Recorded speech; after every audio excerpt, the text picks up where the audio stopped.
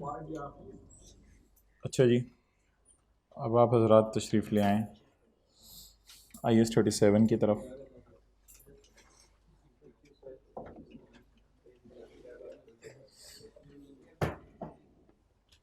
Past paper का question number 11।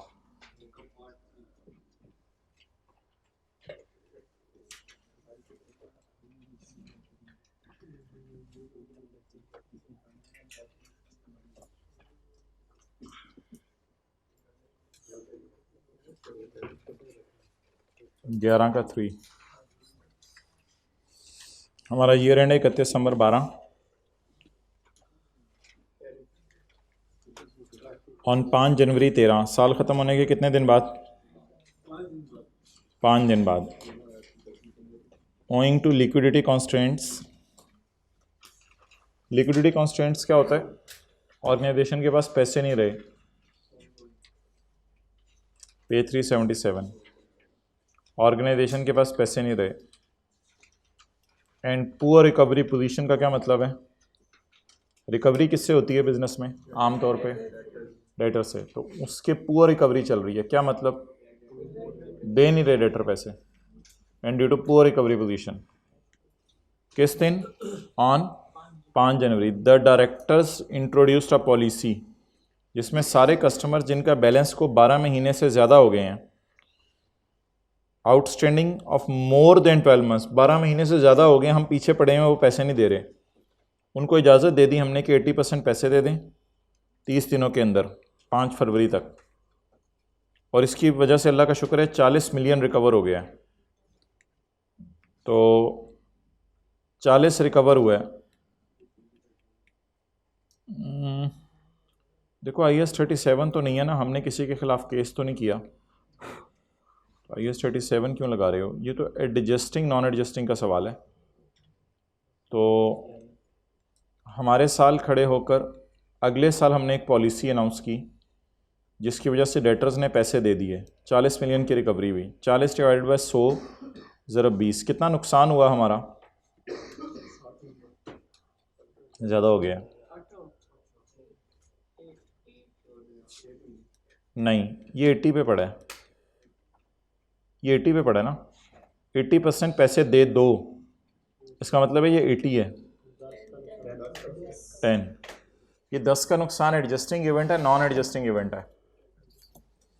क्या हम अपने साल में आके इसको एडजस्ट करें या हम इसको इग्नोर कर दें? डेटर तो हमारे साल का ये वजह नहीं है।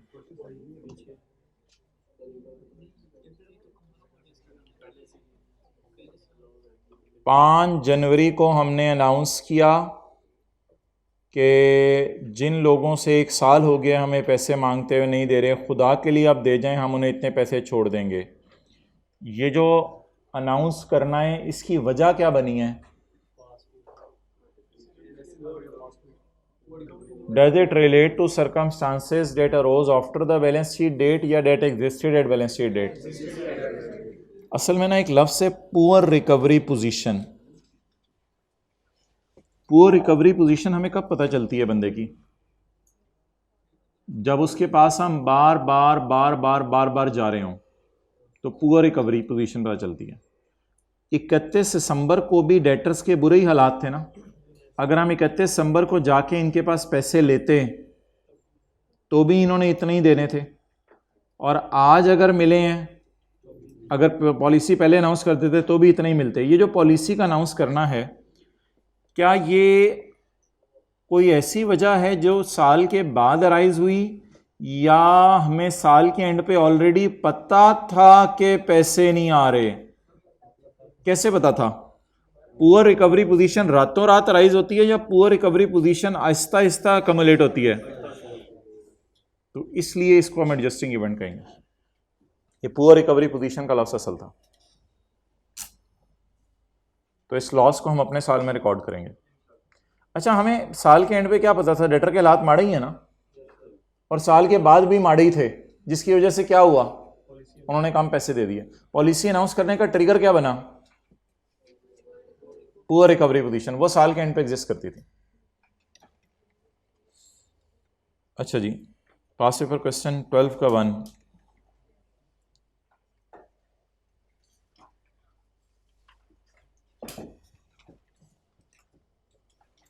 ये तो कर लिया हुआ है मेरे ख्याल से, इस पे कुछ लिखा हुआ था, ये देखो लिखा हुआ है कुछ, नीचे वाली एडजस्टमेंट है।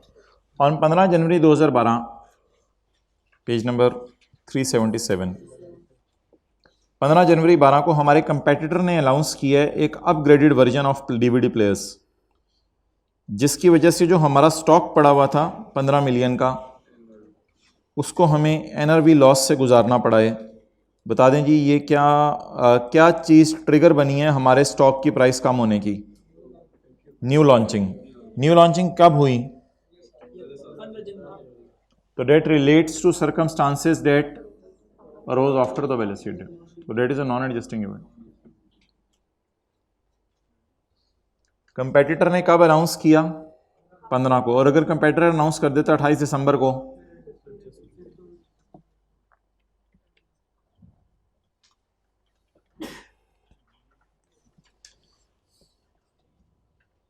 क्वेश्चन 16,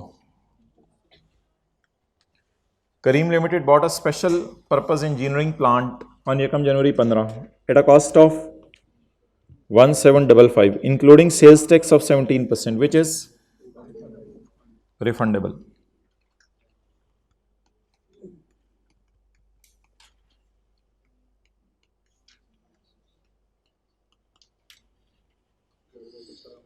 जी एसेट की कॉस्ट क्या लें?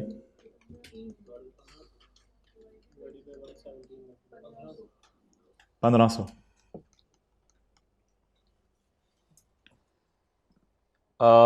रिफंडेबल टैक्सेस एसेट की कॉस्ट में ऐड नहीं, ओके। इसके बाद KL is required to decommission the plant after 2 years, 2 साल बाद डीकमीशन होना है। Decommissioning cost is estimated eight 300, तो 300 इंटू 1.11 रेज टू पावर,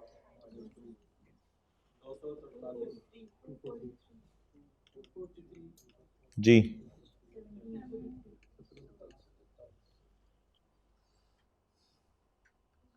अब एंट्री क्या होगी? एंट्री क्या होगी? एसेट डेबिट कितने से?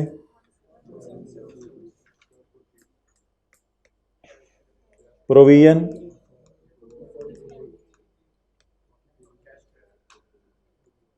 कैश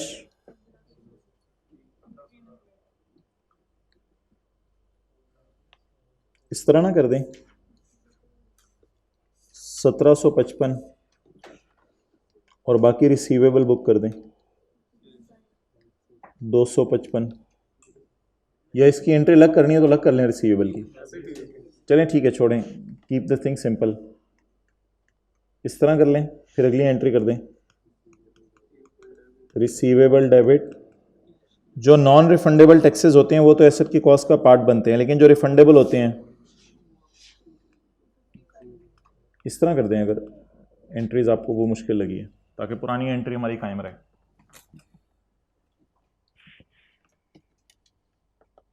तो what we have in short कि नॉन रिफंडेबल टैक्स एसेट की कॉस्ट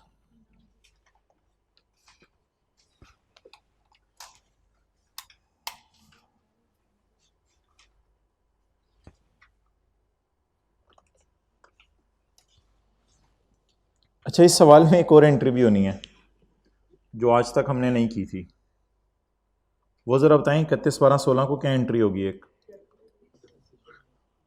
नहीं, देखें एक एंट्री डेप्सिशन की होगी, एक इंटरेस्ट की होगी, बहने हैं, एक डेप्सिशन की, एक इंटरेस्ट की, एक एंट्री और होगी प्रोविजन डेबिट कैश क्रेडिट।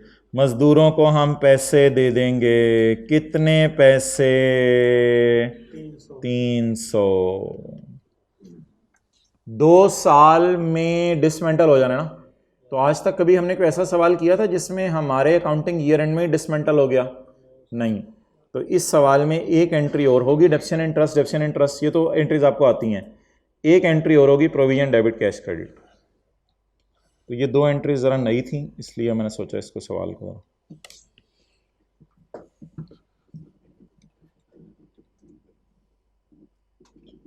और अगर मजदूरों ने पैसे कम या ज़्यादा मांग लिए, 301 या 2 रुपये मांग लिए, तो प्रोविजन अकाउंट में तो 300 पड़ा होगा, फिर बाकी फिर P&L में डाल देंगे, और क्या कर सकते हैं हम, चेंज इन एस्टीमेट ही है ना।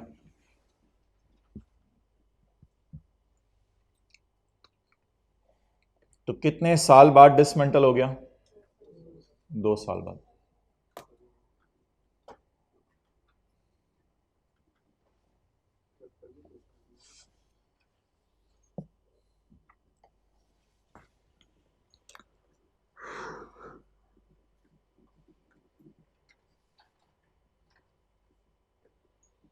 आगे चलो, क्वेश्चन नंबर 19।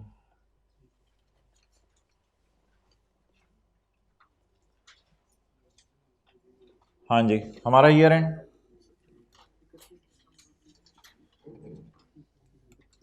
31 दिसंबर 20। प्रॉफिट पे इफेक्ट शो करना है। प्रॉफिट पे इफेक्ट एडजस्टिंग इवेंट्स का होगा या सिर्फ नॉन एडजस्टिंग का? सिर्फ एडजस्टिंग इवेंट का। हम किस दिन खड़े हैं? यकम फरवरी को। ऊपर डायग्राम देखें, हमारा ईयर एंड क्या है? 31/12/20, और हम किस दिन खड़े हैं? यकम फरवरी को। चलें जी, पढ़ें आप सवाल। Point 3, a major local customer has settled his full balance, वो पूरे पैसे दे गया। After receiving a bank loan last week. Last week क्या मतलब? पिछले हफ्ते। माशाल्लाह, लास्ट वीक का मतलब है 23 जनवरी,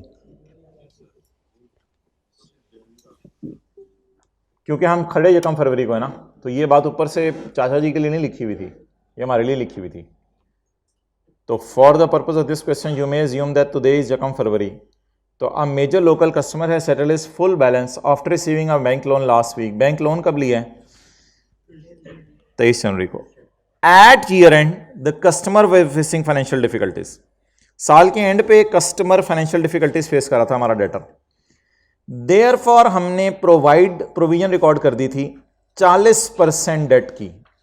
क्या अब जो provision for bad debt record हो चुकी है 40%, क्या इसको उल्टा दें, एडजस्ट कर दें, या इसको पड़ा रहने दें? ये डिपेंड करेगा कि पूरे पैसे आना relates to circumstances that existed at balance sheet date या date arose after the balance sheet date. अच्छा, मुझे ये बताएं, अगर आप 31 दिसंबर को इस कस्टमर के पास जाते तो इसने आपको पूरे पैसे देने थे? क्यों नहीं देने थे? क्योंकि उसको लोन ही नहीं मिला हुआ था। तो अगर 31 दिसंबर को आप इसके पास जाते तो कितने पैसे मिलते? 60%, जो हमारा अंदाजा था वो, और क्या मैं कह सकता हूं, 60% मिलते। लेकिन बाद में मिल गए ज्यादा।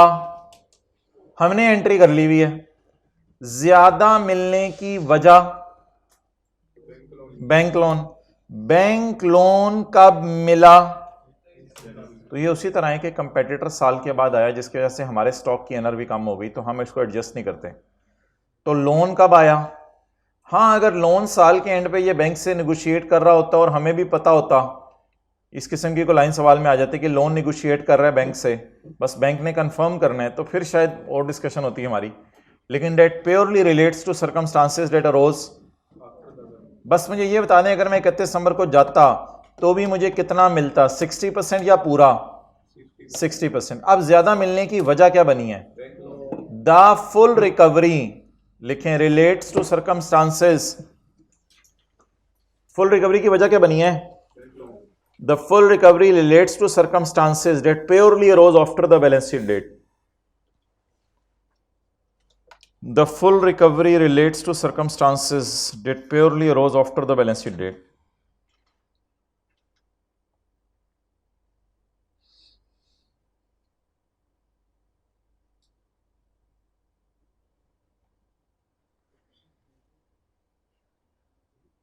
That purely they relate to circumstances that purely arose after the balance sheet date. Therefore, it is a non-adjusting event. Purely अब छोड़ दो ना।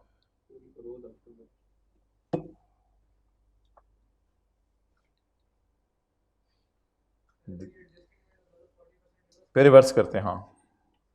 Therefore, it is a non-adjusting event. So it will not affect profits.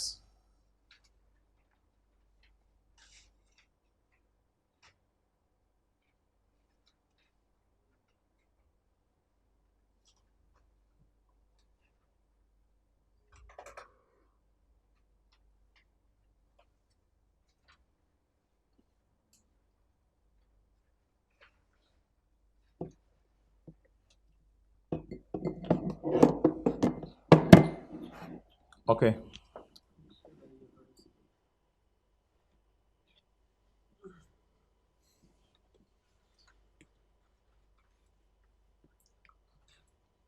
अच्छा, ये तो मैं आपको छुट्टी दे के, किसी ने बैठना हुआ तो ये एक सवाल करवाना है और फाइनल अकाउंट का ये एक सवाल करवाना है। बाकी हैंड रिटन पेज हैं, 2-4 मिनट इसमें लगेंगे, एक्सपेंसेस में 1-2 मिनट लगेंगे, टॉप, हाँ बस ये ठीक है। हैंड रिटन पेज निकालें, बस बात ओवर हो गई है, उसके बाद आपको छुट्टी दे देते हैं। अच्छा, हैंड रिटन पेज निकालें IFRS 9 में, वॉल्यूम 2 में भी है, वॉल्यूम 1 में भी है।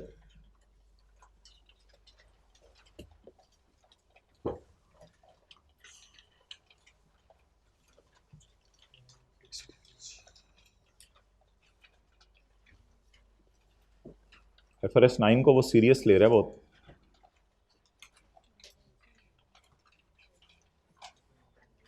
हमने भी हाथों में चूड़ियां नहीं पहनी हुई। अच्छा जी,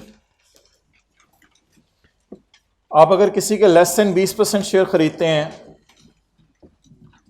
तो नॉर्मल हालात में कह रहा हूं, तो इसको क्या सब्सिडरी कहते हैं या एसोसिएट? कुछ भी नहीं। फिर आप इस पे IFRS 9 लगाते हैं तो आप इन्वेस्टमेंट इन शेयर्स को शो करते हैं एट FET, PL और FAT। अगर ये बात को ना ऊपर से पकड़ा जा रहा है, अगर यहीं से बात ना पकड़ेगी, हो सकता है पूरा सोल्यूशन हमारा गलत हो जाए। तो अगर आप किसी के शेयर्स खरीदते हैं 50% से ज़्यादा, वो सब्सिडरी, 20 से 50 एसोसिएट, और 1 से 19 IFRS 9 लगेगा। लेकिन अगर आप किसी के 20 थे 50% शेयर खरीदें तो कंसोलिडेटेड फाइनेंशियल स्टेटमेंट्स में आपने वर्किंग 7 करनी है, इक्विटी मेथड। लेकिन सेपरेट फाइनेंशियल स्टेटमेंट्स में आपको इजाजत है कॉस्ट पे रखना है, कॉस्ट पे रखें। 19% से कम, 19% वाले नहीं, 20 to 50% वाले। प्लीज ट्राई टू अंडरस्टैंड, ये मेरी एसोसिएट बन चुकी है, कंसोलिडेशन के एंगल से मैं सिर्फ इक्विटी मेथड लगा सकता हूं, लेकिन सेपरेट में मेरी मर्जी है, मैं चाहे तो कॉस्ट पे रखूं। फिर मैं फेयर वैल्यू पे नहीं लेके जाऊंगा, सिर्फ डिविडेंड इनकम रिकॉर्ड करूंगा। Investment debit cash credit, cash debit dividend income credit, अल्लाह खैर सल्ला। या मैं IFRS 9 लगा लूं, या मैं सेपरेट फाइनेंशियल स्टेटमेंट में ही कौन सा मेथड यूज कर लूं, इक्विटी मेथड। अब मेरी मर्जी है। अच्छा, अब सवाल देखते हैं क्या आया था। जो पास पेपर का क्वेश्चन नंबर 5 था, उसको मैं आपके सामने पढ़ने लगा हूं।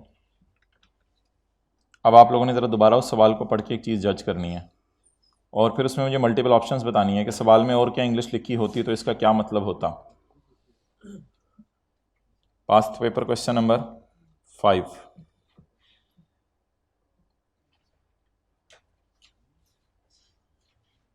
पेज 682 पे। Draft financial statements of determine limited for the year ended 31 December 2021 show following amounts. While reviewing the draft financial statement, following issues were identified. DL has classified the investment in Jubilant as an investment in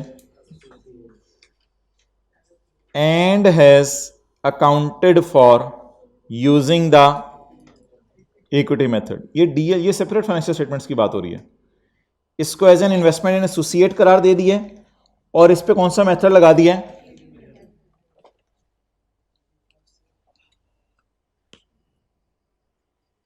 इसको आपने करार दे दिए investment in associate, और इस पे कौन सा मेथड लगा दिए, यानी वर्किंग 7 आपको करनी पड़ेगी for preparing wrong entries, despite having no significant influence. लेकिन हमारा सिग्निफिकेंट इन्फ्लुएंस नहीं था, इसलिए हमारे पास ये रास्ता अवेलेबल ही नहीं था, ये रास्ता अवेलेबल ही नहीं था। डिस्पाइट हैविंग नो इन्फ्लुएंस, ये वाला रास्ता कब है, ये वाला रास्ता कब है, ये बात को ऊपर से पकड़े हम जरा, ये बात पकड़नी जरूरी है। अगर आप 20 से 50% शेयर ओन कर रहे हैं तो इसको उर्दू में या इंग्लिश में क्या कहते हैं? अच्छा खासा इन्फ्लुएंस। एक सिनेरियो जहन में लाएं, पीटीसीएल ने किसी कंपनी के 30% शेयर खरीदे हैं। पीटीसीएल जाती अकाउंट्स में जो मर्जी करे, मेरी बात खत्म होगी। पीटीसीएल कंसोलिडेशन में सिर्फ,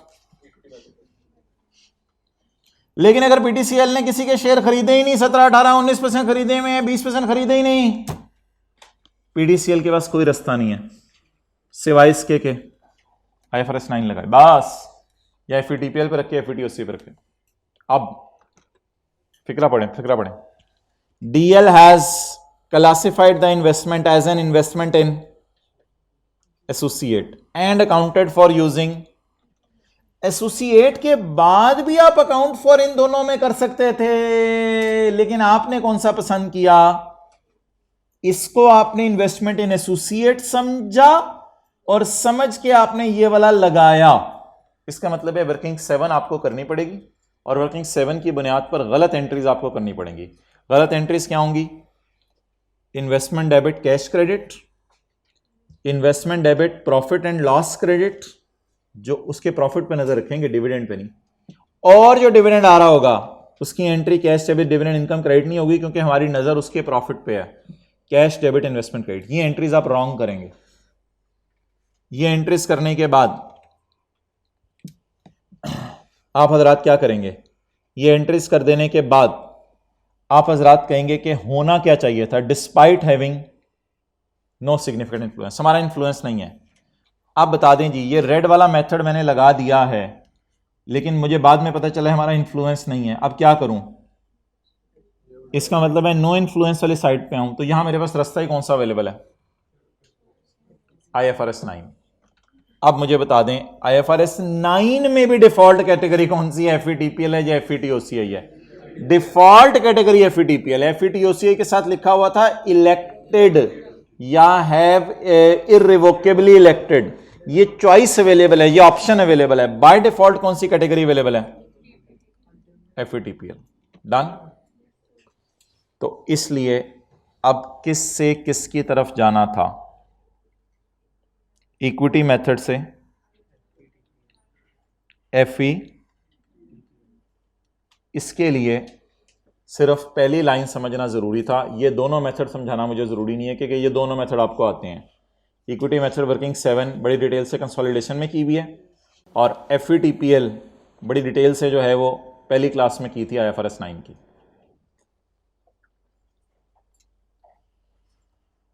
ये थी जी बात। और अब ऑब्वियसली इसी को बदल बदल के सवाल देख लें कौन से आ सकते हैं। इसी वजह से तो इसमें पता नहीं पासिंग परसेंटेज भी बड़ी कम थी इस सवाल में, तो ये मेन बात नहीं समझ आई होगी बच्चों को, जिसकी वजह से सारी मैथ्स मार के आ गए। तो अगर पेपर में सवाल आ जाए कि we have made the accounting at FVTPL, however we were having a significant influence and our policy is to keep them under equity method, फिर वर्किंग 7 खोलेंगे, वो सही वाली चीज़ होगी, और वर्किंग 1 वुड बी गलत वाली चीज़। तो बस ये अकाउंटिंग किसकी है? इसमें भी इन तीनों में चॉइस अवेलेबल है, और ये वर्किंग किसकी है? नॉट सिग्निफिकेंट इन्फ्लुएंस की।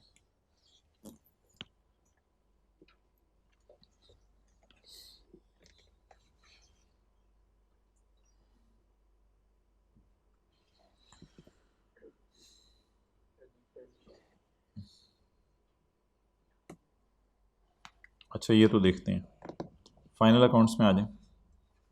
पास्ट पेपर क्वेश्चन 5 भी ऑप्शनल है।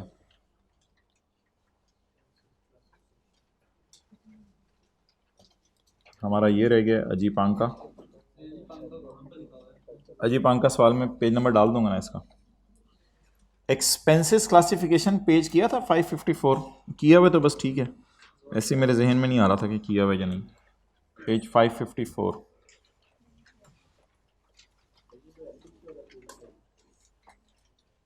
ये वाला सफ़ा नहीं किया हुआ, दिखाया था बस बेसिक रूल क्या है, फैक्ट्री के सारे खर्चे और ये वाले खर्चे, admin, office expenses, depreciation, office furniture, legal expenses, admin, auditor recommendation, ये कहाँ जाने हैं? और सेल्स में carriage out, sales representative salaries, delivery vehicle, distribution, selling, general distribution, जो भी मार्केटिंग के खर्चे हैं। वेयर हाउस में अगर फिनिश गुड्स हैं, अगर वेयर हाउस में रॉ मटेरियल स्टोर है, फिर शायद इधर आए कॉस्ट ऑफ सेल में। Sales expenses, commission, bad debt expense भी इधर डाल दें, प्रोविजन फॉर बैड डेट इधर डाल दें, सब कुछ ये वारंटी एक्सपेंस। और वो जो बात एक दफ़ा क्लास में की थी, पेज नंबर कौन सा है मैं देख लेता हूँ, आगे कौन सा लिखा हुआ है मैंने, 612।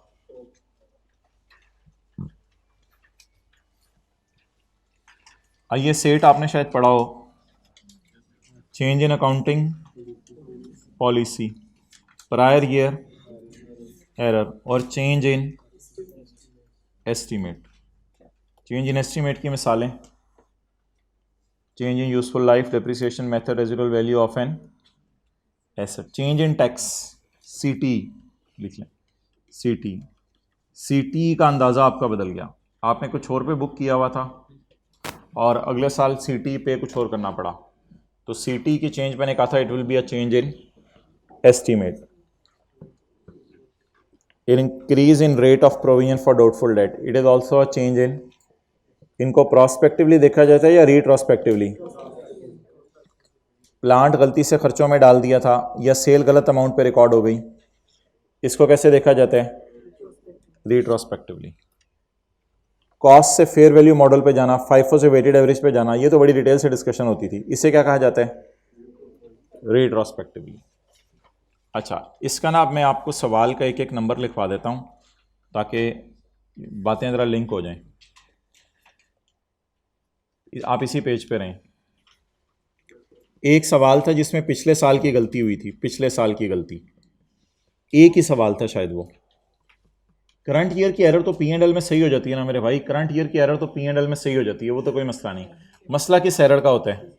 पिछले साल की एरर का। तो वो जो पिछले साल की एरर थी वो थी क्वेश्चन 4 के 1 में।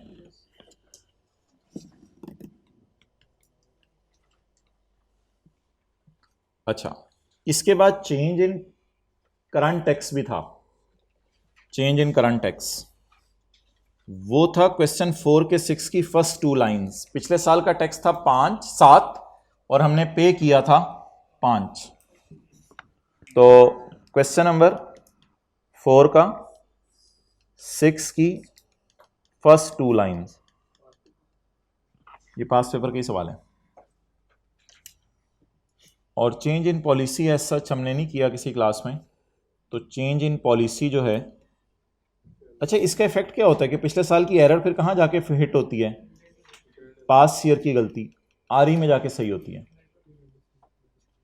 और इसको हमने कहाँ सही किया था? इसको हमने इधर ही सही कर दिया था, सीटी प्रायर के नाम से। और ये नीचे फखर वाला सवाल किया है, फखर बिलो, ये जो लास्ट क्लास में कराया था।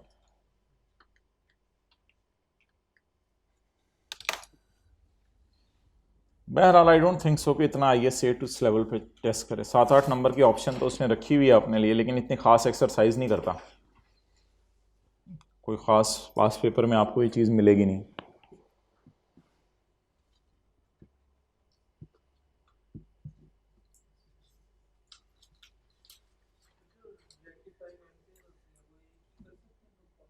हाँ, रेक्टिफाइंग एंट्री कंपाउंड करके कर सकते हैं, कोई मसला नहीं। अलग अलग चला दो तो बेहतर है, कंपाउंड करके कर सकते हैं।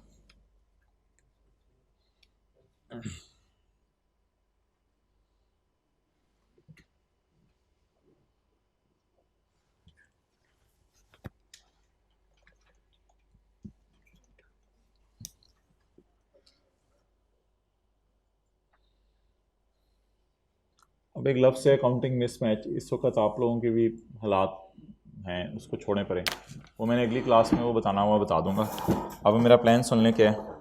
एक मिनट, हाँ हाँ, अकाउंटिंग मिसमैच, उसको ज़रा मैंने रिवाइज़ कराना है। और एक दो और भी चीज़ थी ISTL की मेरे जहन में, वो इंशाल्लाह मैं चले नोट कर लेता हूँ। फॉर मी मिसमैच और ISTL में रेट का एक, अच्छा ये दो सवाल जी मैं अलग पार्ट के अंदर रिकॉर्ड करवा देता हूँ। अजीब पांका का एक सवाल है और ये पास्ट पेपर का एक सवाल है। उसके बाद MCQ उसकी डिस्कशन तो अलग अलग अपलोड हो जाएगी। अब आप हजरात ज़रा 10 मिनट टेक लगा के बैठ जाएं और यार अगला पार्ट ज़रा शुरू करो।